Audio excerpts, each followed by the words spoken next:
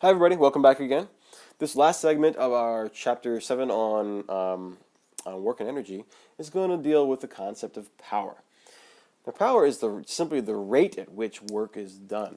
If you lift a book up off the floor to, I don't know, to a counter, um, you're doing the same amount of work if you were to do it very slowly or if you were to do it very quickly.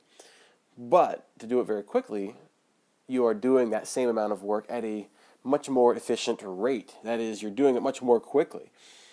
And so it requires the same amount of work, but it requires more power. The definition of power is simply how quickly energy is expended, or that is, how quickly work is done. It's a scalar quantity. You can't have negative power. And in the international system, we use watts for power. Horsepower is an English unit system. We use that to measure cars and that kind of thing, their power output. 746 watts is 1 horsepower, if that helps you envision that. We're probably going to use that a little bit later on to make some conversions. But power is the rate at which work is done. And our definition for it is this. Power is work divided by time. All right, if you have a certain amount of work done in a large amount of time, that means it's a very little amount of power. Right? If you've got an equation and your denominator is huge, then that means whatever that's going to be equal to is going to be small because you're dividing by a huge number. So if it takes a large amount of time to do a certain amount of work, then that requires a little power. The smaller time gets. If you do the same amount of work in a very short amount of time, then power is going to get greater because power is the rate at which work is done. You can measure it in watts per second. That's literally what it would. Oh, I'm sorry. No, joules per second. So work is in joules. Do this in red, I think. Joules. Time is in seconds, right there. So joules of work done per second. The other way we can describe this is by saying power equals force times velocity. Force times velocity. Well, what is our definition of velocity? That is some displacement over time, right? Displacement over time. And so force times displacement, that is what? That's work, right? And then, of course, time in the denominator matches up with your time in the denominator over here. So that's why we have this alternate usage of the power equation. So force times distance is work, and then divided by time. And this comes from the fact that velocity is displacement over time. So here's your work. That's in joules. And the bottom there is your amount of time. So that's in seconds. We have the same units as we have over here. So it's work divided by time or force times velocity. All right, let's look at a list of a few things that put out energy, or put out power. The Hoover Dam, we measure that in watts, all right, or kilowatts, or megawatts. 1.34 times 10 to the 9th. What's 10 to the 9th? That's billions. That's 1.34 gigawatts of electricity. Quite a bit. Car moving at 40 miles per hour. You might say it's an average, ordinary, everyday car. Home stove, sunlight falling on a square meter. Yes, 1,380 watts just of sunlight. Pardon me, I just yawned again. I'm really, really sorry. I'm really not that bored. A refrigerator, television, purple walking upstairs. Human brain even puts out 20 watts of power. All right, electrical circuits take place in your brain. Electrical signals get passed back and forth. The rate at which they're passed back and forth comes out to about 20 watts worth of power. So you actually have a little power plant up in that noggin of yours. All right, let's do this equation. Let's do this problem right here. Problem 7-8 of this car. Passing a truck. All right, so the car and the truck are kind of getting to the same destination, but if the car gets there faster, it's going to require more power. So the car must expend the amount of energy, in a less amount of time, or you might say at a greater rate of energy consumption in order to pass that truck and get to point B before the truck does. All right, to pass a slow-moving truck, you want your fancy 1.3 times 10 to the third kilogram car. That's 1,300 kilograms. To accelerate from 1.34 meters per second to 1.79 meters per second in 3 seconds. In order for this to happen, what is the minimum power required for this to pass? All right, now I'm going to take this and actually shrink that down a little bit and put it right up there. Okay? Move that over a little bit. There we go. All right, let's write down all the things that we know. We have the mass of a car, right? Mass equals 1.3 times 10 to the third kilograms. We have an initial velocity and a final velocity, right? V initial equals 13.4 meters per second. And our final velocity is going to be 17.9 meters per second. And the time elapsed equals 3 seconds. 3 seconds. All right? So, if we look at our two equations for power, power being work divided by time, should be lowercase t, and force times velocity. Which one do you think we have a better chance of solving for right there? Well, we do have some velocities right here, but they're different velocities, and this is simply any one velocity that has taken place. So that we're not even talking about the change in velocity right here. That doesn't help very much. On the other hand, we do have time like in this equation right here, and we can figure out what the work that is done by the engine is, because we have an initial velocity and a mass that gives us a kinetic energy, right? And a final velocity and a mass, which also gives us a final kinetic energy. And the relationship between initial and final kinetic energy is that they're always going to be the same unless some work takes place between initial and final, which actually has. We have work done by the engine.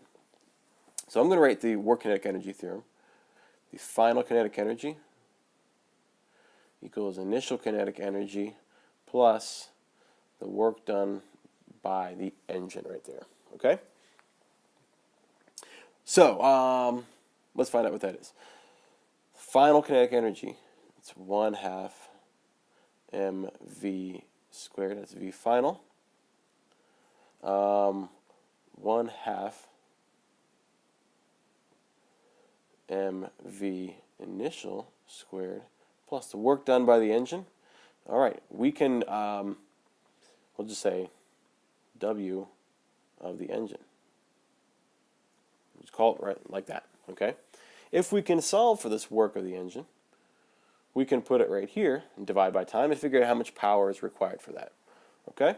So what I'm going to do to solve for the work of the engine is to add all this over to that side right there. So 1/2 mv final squared minus 1/2 mv initial squared, and that equals the work done by the engine. So okay, 1/2 mass. What's mass? 1.3 times 10 to the third kilograms, and minus 1. Oh, I forgot the velocity squared, right? Goodness. Times the final velocity squared. I am losing it. Minus 1/2 mass. So that's 1 point. I don't know why I'm writing out some in general terms and some in. Oh, I know what I did. This velocity right here. I should actually just write it in. What is a final velocity? 17.9 squared. There we go. And then we can actually do that. So then we got 1/2 times 1.3 times 10 to the third kilograms times the initial velocity, which is 13.4, and that's going to result in the work done by the engine. Let's find the work done by the engine, divide it by time, and we will have our power required for that. All right? So 1.3 times 10 to the third. Oops, and this should be squared too, shouldn't it? And I'm actually factoring that out, the 1.3 and the 1/2 right there. So divided by 2. Now we're going to multiply by the sum of, well, actually, this squared minus this squared right here. So 17.9 squared minus 13.4 squared. And that's going to give us our energy in joules, which is a big number. That is 199,556 joules, probably more commonly known as 2.00 watt joules. 2.00 joules in watt. That is, scientific notation. That is times what? How many? 1, 2, 3, 4, 5, times 10 to the 5 joules. All right. Oh, I'm about to box that in. That's not the final answer, is it? We wanted to get the work done by the car, and then do what with it? Well, figure out if it does it in 3 seconds, what is the power going to be? I should dotted line box that. And if I'm seeming a little flaky to you guys tonight, it's because I've been up all day. I'm super tired, and this is late night. Me doing this in my hotel room, so apologize for that. But yes, that is the work that is done by the car. If it's done in 3 seconds, there's a certain power that is associated with that. So let's find out what that power is. We can't use this equation, but we can use this one. Let's simply divide work over time. Power equals the work divided by time. So the work is 2.00 times 10 to the 5th joules. Divide that by the time, which is 3.0 seconds. 3.0 seconds. This will give us the power required to do that. Okay? 2 times 10 to the 5th divided by 3.0. A lot of 6's in there, but that makes sense. 600 and, so I'm going to say just 6.67 times 10 to the 4th watts.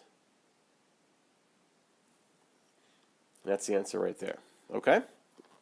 We could convert it to horsepower if we wanted to, because we know that 746 horsepower is 1 watt. But it simply says, oh, what is the minimum power for this pass? Most cars are measured in horsepower, but we're just going to keep this in watts right now just for the sake of simplicity.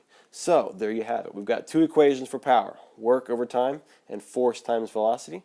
Make sure you know where they are and how to use them, and you'll do just fine in this section right here. So thank you for following along, and I'll see you on the next one.